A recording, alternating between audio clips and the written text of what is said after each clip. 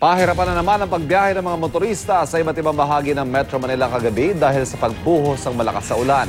Ilang kalsada nga ang agad binaha. Narito ang report ni Haji Rieta.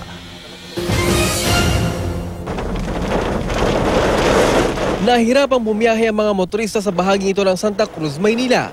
Biglang bumuhos ang malakas na ulan pasado alas 9 kagabi. Poor visibility dahil sa lakas na ulan kaya doble ingat ang mga nagmamaneho. Dahil sa lakas ng ulan, nagdulot ito ng hanggang gutter na baha sa harap ng Manila City Hall. Kaya dahan-dahan ang mga sasakyang dumadaan dito. Halos kapareho rin ang sitwasyon sa Mandaluyong City ng mga oras na iyon.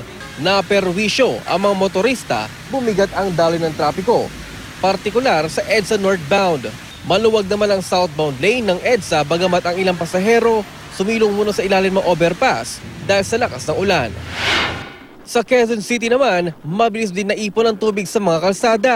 Sa Barangay Bahay Toro, umabot hanggang tuhod ang baha kaya ang mga sasakyan napahinto ng wala sa oras. Gutter deep naman sa may North at Congressional Avenue kaya mga sasakyan dahan-dahan sa pagbaybay ng mga kalsada. Halos isang oras din ang itinagal ng ulan na naramdaman hindi lamang sa Maynila, Mandaluyong at Quezon City kundi sa malaking bahagi ng Metro Manila. Para sa unang balita, Haji Rieta reporting.